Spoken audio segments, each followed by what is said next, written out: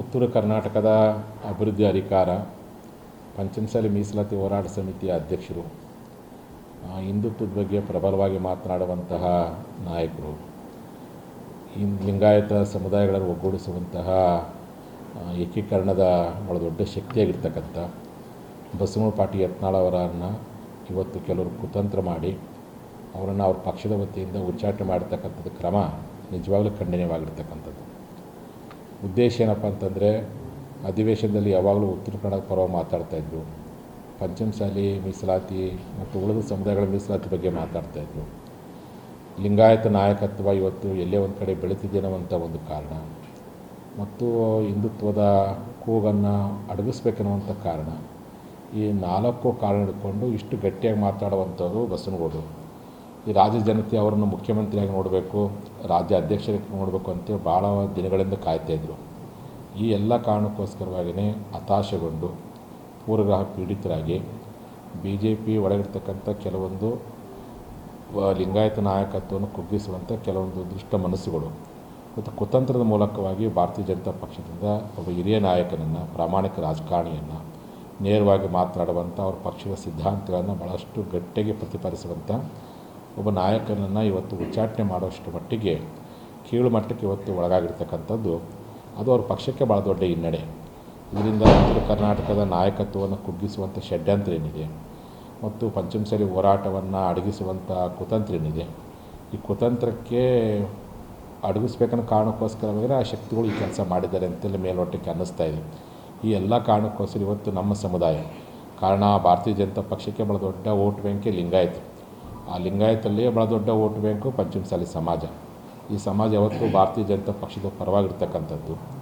ಕಳೆದ 2023 ಚುನಾವಣೆಯಲ್ಲಿ ನಮ್ಮ ಜನಾಂಗ ಯಡಿಯೂರಪ್ಪನವರು ಪಂಚಮಸಾಲಿಗಳ ಮೀಸಲಾತಿ ವಿಚಾರದಲ್ಲಿ ವಿಳಂಬ ಮಾಡಿದರು, ಈ ಹೋರಾಟವನ್ನು ತಪ್ಪಿಸೋ ಪ್ರಯತ್ನ ಮಾಡಿದ್ರು ಅಂತೇಳಿ ಹತಾಶೆಗೊಂಡು ನಮ್ಮ ಜನ ಏನು ಮಾಡಿದರು, ಅನಿವಾರ್ಯವಾಗಿ ಕಾಂಗ್ರೆಸ್ ಪಕ್ಷಕ್ಕೆ ಓಟ್ ಹಾಕಿದರು. ಈ ಕಾಂಗ್ರೆಸ್ ಪಕ್ಷ ನಮ್ಮ ಓಟ್ ಪಡ್ಕೊಂಡು ಅಧಿಕಾರಕ್ಕೆ ಬಂದ ಮೇಲೆ ನಮಗೆ ಲಾಠಿ ಏಟು, ಬೂಟ್ ಏಟು, ಕೈಕಾಲು ಮುರಿಯೋದು ಹೊಡೆದ ಮೇಲೆ ನಮ್ಮ ಜನ ಮತ್ತೆ ಎಲ್ಲೇ ಒಂದು ಕಡೆ ಇಲ್ಲ ನಮ್ಮ ಬಸವನಗೌಡರು ಮುಂದೆ CM ಆಗ್ತಾರೆ, ಅವರಿಗೆ ಪಕ್ಷ ಒಳ್ಳೆಯ ರಾಜ್ಯಾಧ್ಯಕ್ಷ ಹುದ್ದೆ ಕೊಡುತ್ತೆ ತಿಳ್ಕೊಂಡು ಇವ್ರಿಗೆ ಏನಾದರೂ ಮಾಡ್ತಾರೆ ತಿಳ್ಕೊಂಡು ಮತ್ತೆ ನಮ್ಮ ಜನ ಎಂತಾರಲ್ಲ ಮತ್ತೆ ರೀಸೈಕಲ್ ಅಂತಾರಲ್ಲ, ಮತ್ತೆ ಈ ಪಕ್ಷದ ಪರವಾಗಿ ಮನಸ್ಸು ಮಾಡುವಂಥ ಕೆಲಸವನ್ನು ಮಾಡ್ತಾಯಿತ್ತು ರಾಜಕೀಯವಾಗಿ. ಆದರೆ ಇಂಥ ಸಂದರ್ಭದಲ್ಲಿ ಇವರ ನಾಯಕತ್ವವನ್ನೇ ಅಡಗಿಸುವಂಥ ಹಿನ್ನೆಲೆಯೊಳಗೆ ಉಚ್ಚಾಟನೆ ಮಾಡುವಂಥದ್ದನ್ನು ನೋಡಿದ ಮೇಲೆ ಮುಂದೆ ನಮ್ಮ ಸಮುದಾಯ ಯಾವ ರೀತಿಯಾಗಿ ರಾಜಕೀಯ ತೀರ್ಮಾನವನ್ನು ತೆಗೆದುಕೊಳ್ಬೇಕು, ಒಂದು ಕಡೆ ಲಾಠಿ ಏಟು ಕೊಟ್ಟಂಥ ಕಾಂಗ್ರೆಸ್ ಬೆಂಬಲಿಸಬೇಕು, ಪಂಚಮಸಾಲಿ ನಾಯಕರನ್ನು ಅಡಗಿಸೋ ಕೆಲಸ ಮಾಡುವಂತಹ ಈ BJP ಒಳಗಿರ್ತಕ್ಕಂಥ ಈ ವ್ಯಕ್ತಿಗಳ ನಾಯಕತ್ವವನ್ನು ಬೆಂಬಲಿಸಬೇಕೆನ್ನುವಂಥ ಒಂದು ಭಾಳ ದೊಡ್ಡ ಪ್ರಶ್ನೆಗೆ ನಮ್ಮ ಸಮಾಜ ಒಳಪಟ್ಟಿದೆ. ಈ ಎಲ್ಲ ಕಾರಣಕ್ಕೋಸ್ಕರವಾಗಿ ಸಮುದಾಯದಲ್ಲಿ ಆತಂಕ ವ್ಯಕ್ತಪಟ್ಟಿದೆ. ಈಗಾಗಲೇ ನಮ್ಮ ಜನಾಂಗದವರು ಹಳ್ಳಿಯಲ್ಲಿ ಹೋರಾಟ ಮಾಡೋಕ್ಕೆ ಶುರು ಮಾಡಿದ್ದಾರೆ. ನಾನು ಇವತ್ತು ಮಧ್ಯಾಹ್ನ 1 ಗಂಟೆಗೆ ನಮ್ಮ ಸಮಾಜದ ಪದಾಧಿಕಾರಿಗಳು ದಿಢೀರ್ ತುರ್ತು ಸಭೆಯನ್ನು, ಸಮಾಜದ ಪದಾಧಿಕಾರಿಗಳ ಸಭೆಯನ್ನು ಕರೆದು ಚರ್ಚೆ ಮಾಡಿಕೊಂಡು ಒಂದು ಉಗ್ರವಾಗಿರ್ತಕ್ಕಂಥ ಹೋರಾಟವನ್ನು, ನಮ್ಮ ಜನ ಏನು BJP ಪಕ್ಷದ ವಿರುದ್ಧ ಹೋರಾಟ ಅಲ್ಲ, ಇದು ಅಮಿತ್ ಶಾ ಮತ್ತು ಮೋದಿ ವಿರುದ್ಧ ಹೋರಾಟವಲ್ಲ, ಲಿಂಗಾಯತ ನಾಯಕರನ್ನು ತುಳಿಯುವಂಥ ವ್ಯಕ್ತಿಗಳು ಏನು ಮಾಡಕತ್ತಾರೆ ಒಳಗಡೆ, ಬಸವನಗೌಡರನ್ನ ಉಚ್ಚಾಟನೆ ಮಾಡುವಂಥ ಕೆಲಸ ಏನು ಮಾಡಕತ್ತಾರಲ್ಲ ಅಂಥವ್ರನ್ನ ಯಾವ ಕಾರಣಕ್ಕೂ ನಮ್ಮ ಜನ ಬೆಂಬಲಿಸಬಾರ್ದು, ಅಂಥ ನಾಯಕತ್ವ ಒಪ್ಪಬಾರ್ದು ಅಂತೇಳಿ ಅವ್ರ ವಿರುದ್ಧವಾಗಿ ಹೋರಾಟ ಮಾಡುವಂಥದ್ದು. ಕೂಡಲೇ ಭಾರತೀಯ ಜನತಾ ಪಕ್ಷ ಉಚ್ಚಾಟನೆ ಆದೇಶವನ್ನು ವಾಪಸ್ ಪಡಿಬೇಕು ಅನ್ನುವಂಥದ್ದು. ಮತ್ತು ನಮ್ಮ ಜನಾಂಗದ ವೋಟ್ ಪಡ್ಕೊಂಡು ಯಾರು MLA ಆಗಿದ್ದೀರಿ, MP ಆಗಿದ್ದೀರಿ, ಆ BJP ಪಕ್ಷದಲ್ಲಿರ್ತಕ್ಕಂಥವ್ರು, ನೀವು ಹೈಕಮಾಂಡ್ಗೆ ಮನವೊಲಿಸ್ರಿ, ಹೈಕಮಾಂಡಿಗೆ ಒತ್ತಡ ಹಾಕಿ ಸರಿಪಡಿಸೋ ಕೆಲಸವನ್ನು ತಾವು ಮಾಡಬೇಕು.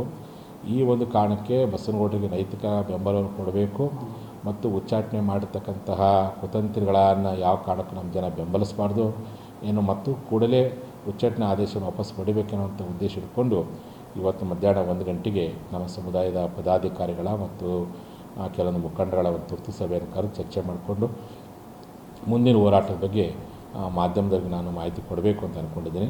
ಹಾಗಾಗಿ ನಮ್ಮ ಸಮಾಜ ಜನತೆ, ಯಾಕೆ ನಾನು ಯಾರಿಗೂ ಫೋನ್ ಮಾಡಿ ವೈಯಕ್ತಿಕವಾಗಿ ಬರಲಿಕ್ಕೆ ಹೇಳೋಕ್ಕಾಗಿಲ್ಲ, ಮಾಧ್ಯಮದ ಮೂಲಕವಾಗಿಯೇ ನಾನು ಸೋಷಿಯಲ್ ಮೀಡಿಯಾದ ಮೂಲಕವಾಗಿ ಬರೋಕ್ಕೆ ಹೇಳಿದ್ದೀನಿ. ನೀವೆಲ್ಲರೂ ನಾಳೆ ಇವತ್ತು ಮಧ್ಯಾಹ್ನ, ಅಂದರೆ 27ನೇ ತಾರೀಕು ಮಾರ್ಚ್, ಇವತ್ತು ಗುರುವಾರ ಮಧ್ಯಾಹ್ನ 1 ಗಂಟೆಗೆ ನೀವೆಲ್ಲರೂ ಬೆಳಗಾವಿ ಗಾಂಧಿ ಭವನಕ್ಕೆ ಬಂದು ನಿಮ್ಮ ಅಭಿಪ್ರಾಯಗಳು ಕೊಡಬೇಕು. ಕೇವಲ ಪಂಚಮಸಾಲಿ ಲಿಂಗಾಯತನಷ್ಟೇ ಅಲ್ಲ, ಬಸವನಗೌಡರ ಬಗ್ಗೆ ಅಭಿಮಾನ ಹೊಂದಿರತಕ್ಕಂಥವ್ರು ತಾವು ಬನ್ನಿ, ಭಾಗವಹಿಸಿ. ಮಾತಾಡಿ ನಿಮ್ಮ ಸಹಕಾರವನ್ನು ಕೊಟ್ಟರೆ ಮುಂದೆ ಯಾವ ರೀತಿಯಾಗಿ ಹೋರಾಟ ಮಾಡಬೇಕು ಅಂತೇಳಿ ನಾವೆಲ್ಲ ಆಲೋಚನೆ ಮಾಡ್ತೀವಿ. ಕೂಡಲೇ ಭಾರತೀಯ ಜನತಾ ಪಕ್ಷ ಎಚ್ಚೆತ್ತುಕೊಂಡು ಉಚ್ಚಾಟನೆ ಆದೇಶವನ್ನು ಪಡೆದ್ರೆ ನಿಮ್ಮ ಪಕ್ಷಕ್ಕೆ ಒಳ್ಳೆಯದು, ಇಲ್ಲಕ ನಿಮ್ಮ ಕಾಲ ಮೇಲೆ ನೀವೇ ಕಲ್ಲು ಹಾಕ್ಕೊಳ್ತೀನಿ ಅಂತ ಮಾತನ್ನು ನಾನು ನೇರವಾಗಿ ಹೇಳಕ್ಕೆ ಇಚ್ಛೆಪಡ್ತೀನಿ.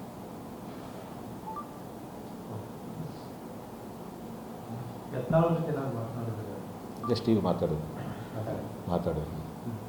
ಅವ್ರಿಗೆ ಅವ್ರು ಭಾಳ ಗಟ್ಟಿಯಾಗದಾರ. ನಾನು ಹೇಳಿದೆ, ನೀವು ಧೃತಿಗೆಡ ಅವಶ್ಯಕತೆ ಇಲ್ಲರಿ. ಮನುಷ್ಯನಿಗೆ ಸಹಜವಾಗಿ ಪ್ರಾಮಾಣಿಕವಾಗಿ ಕೆಲಸ ಮಾಡಿದಂಥವ್ರು, ಭ್ರಷ್ಟಾಚಾರ ರಹಿತವಾಗಿ ಕೆಲಸ ಮಾಡಿದಂಥವ್ರು, ಸತ್ಯದ ಪರವಾಗಿ ಮಾತನಾಡುವಂಥವ್ರು, ನಿಷ್ಠವಾಗಿ ಮಾತಾಡೋಂಥವ್ರಿಗೆ ಏನಪ್ಪ ಅಸತ್ಯವಂತರಿಗೆ ಕಾಲಿದೆಯಲ್ಲ, ಸತ್ಯವಂತರ ಕಾಲಂತ ಮನಸ್ಸಿನ ಹೋಗೋದು ಸಹಜ. ಆದರೆ ಗೌಡ್ರಿಗೆ ಇದು ಮೊದಲನೇ ಬಾರಿ ಅಲ್ಲಿದೆ, ಇಂಥ 2-3 ಸಾರಿ ಇಂಥದ್ದಾಗಿದೆ. ಹಿಂದೆ ನಮ್ಮ ಮೀಸಲಾತಿ ಹೋರಾಟ ಮಾಡುವಂಥ ಸಂದರ್ಭದಲ್ಲೇ ಉಚ್ಚಾಟನೆ ಮಾಡಲಿಕ್ಕೆ ಪ್ರಯತ್ನ ಪಟ್ಟಿದ್ದು. ನಮ್ಮ ಹೋರಾಟದ ಶಕ್ತಿ ಇರೋ ಕಾರಣಕ್ಕೆ ಮತ್ತು ಬಸವನಗುಡಿಗೆ ಉತ್ತರ ಕರ್ನಾಟಕ ಮತ್ತು ಪಂಚಮಸಾಲಿ ಲಿಂಗಾಯತರು ಮತ್ತು ಮೇಲಾಗಿ ಹಿಂದೂ ಪರ ಸಂಘಟನೆಗಳು ಅವ್ರ ಬೆಂಬಲವಾಗಿದ್ದ ಕಾರಣಕ್ಕೆ ಹೈಕಮಾಂಡ್ ಯಾವುದೇ ತೀರ್ಮಾನ ತೆಗೆದುಕೊಳ್ಳಿಲ್ಲ. ಆದರೆ ಇವತ್ತು ಏನು ಅದು ನೇರವಾಗಿ ನಿದೆಯಲ್ಲ ನೋಡಿ.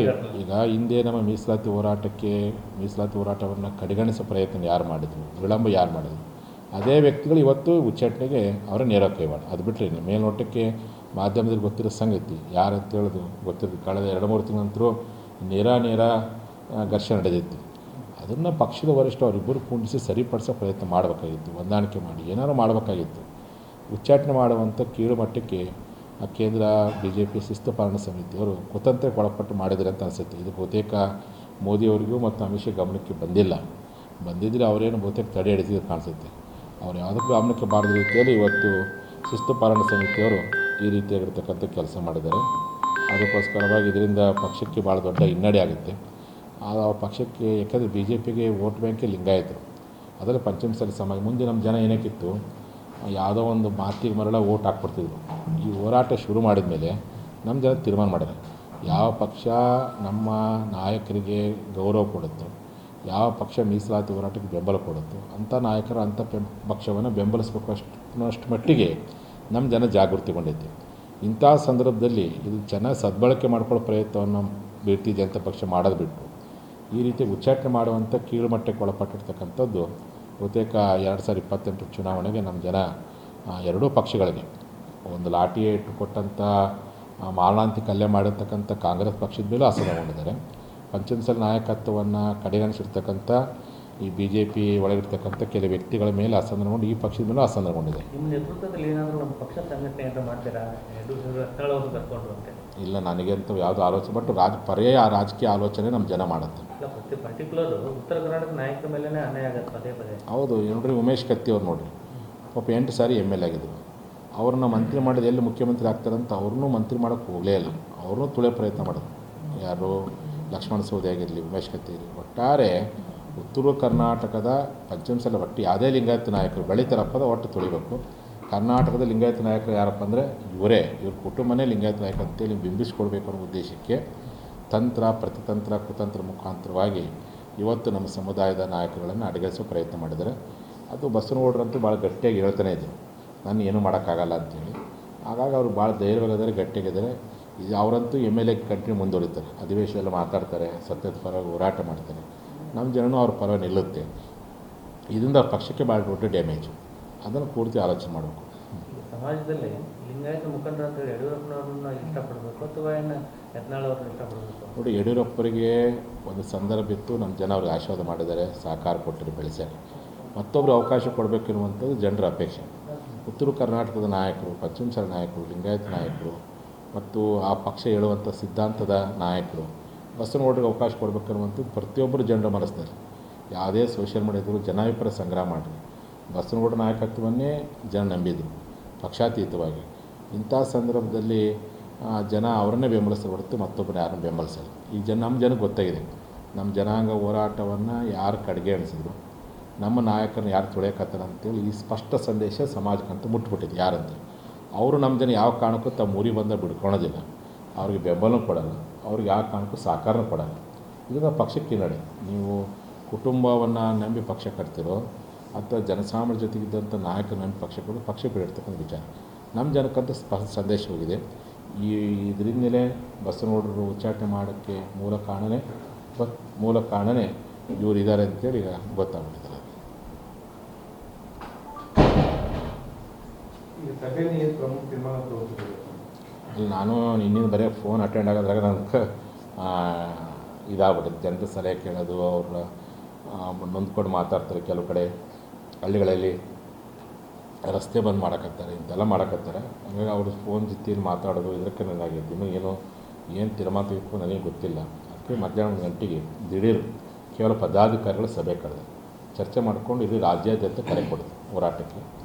ಅಪ್ ಟು ಬೀದರ್ನಿಂದ ಚಾಮರಾಜನಗರದಲ್ಲಿರ್ತಕ್ಕಂಥ ಅವರ ಅಭಿಮಾನಿಗಳು, ಪಂಚಮಸಾಲಿ ಸಮಾಜ, ಲಿಂಗಾಯತರು ಮತ್ತು ಎಲ್ಲರೂ ಕೂಡಿ ಪ್ರತಿಭಟನೆ ಮಾಡಬೇಕಂತೇಳಿ ಒಂದು ಕರೆ ಕೊಡೋದು. ಸ್ವಾಮೀಜಿ, ಯತ್ನಾಳ್ ಅವರು ರಾಜ್ಯ ನಾಯಕರು, ಜಾತ್ಯತೀತ ನಾಯಕರು ಮತ್ತು ಧರ್ಮಾತೀತ ನಾಯಕರು. ಒಂದು ಪಂಚಮಸಾಲಿ ಪೀಠಕ್ಕೆ ಮತ್ತು ಪಂಚಮಸಾಲಿ ಸಮಾಜಕ್ಕೆ ಅಷ್ಟೇ ಯಾಕೆ ಯೂಸ್ ಮಾಡ್ತೀರಿ ಅಂತೇಳಿ? ಇಲ್ಲ, ಸೀಮಿತ ಅಂತಲ್ಲ. ಆ ಜನಾಂಗದ ಹೋರಾಟ ಬೆಂಬಲ ಕೊಟ್ಟ ಕಾರಣಕ್ಕೆ ನಾವು ಅವ್ರ ಸಪೋರ್ಟ್ ಅದೇವಿ. ಅವರು ಅದೆಲ್ಲವನ್ನು ನೀಡಿರ್ತಕ್ಕಂಥವ್ರು. ಅವ್ರಿಗೇನು ಜನ್ಮ ಕೊಟ್ಟ ಸಮಾಜಕ್ಕೆ ದುಡ್ದಾರೆ ಮತ್ತು ಕಷ್ಟ ಕಾಲಕ್ಕೆ ನಮಗೆಲ್ಲ ಬೆಂಬಲ ನಿಂತಾರೆ. ಪಕ್ಷದ ಅಂಗನ್ನು ತೊರೆದು ನಿಂತಾರೆ. ಮತ್ತು ಇಂಥ ಸಂದರ್ಭದಲ್ಲಿ ಸಮಾಜದ ಜೊತೆ ನಿಲ್ಲಬೇಕಲ್ಲ. ಅವ್ರು ಅಷ್ಟೇ ಅಂತಲ್ಲ, ಯಾರೇ ಜನಾಂಗದ ಪರವಾಗಿ ಪ್ರಾಮಾಣಿಕ ದುಡಿದ್ರಪ್ಪ ಅಂದರೆ ನಮ್ಮ ಸಮಾಜ ಅವ್ರ ಪರವಾಗಿ ನಿಂತ್ಕೊಂಡು ಬಂದಿರತಕ್ಕಂಥ ಇತಿಹಾಸ ಐತಿ. ಆ ಪ್ರಕಾರವಾಗಿ ಗೌಡ್ರಿಗೆ ಈ ಸಮಾಜ ಐತಿ. ನಾವು ಈಗ ನೆನ್ಕೊಳ್ಳೆ ಪಂಚಮಸಾಲಿ ಸಮಾಜಕ್ಕೆ ಅಷ್ಟೇ ಸೀಮಿತ ಅಲ್ಲ, ಅದರ ಆಚೆಗೂ ಅವ್ರಿಗೆ ಅಭಿಮಾನಿಗಳಿದ್ದಾರೆ, ಅದರ ಆಚೆಗೆ ಅವ್ರ ಜನ ಇದ್ದಾರೆ. ಹಾಗಾಗಿ ಮತ್ತು ಅವ್ರು ಮೀಸಲಾತಿ ಹೋರಾಟಕ್ಕೆ ನಮ್ಮ ಪರವಾಗಿ ಅಷ್ಟೇ ಮಾಡಲಿಲ್ಲ.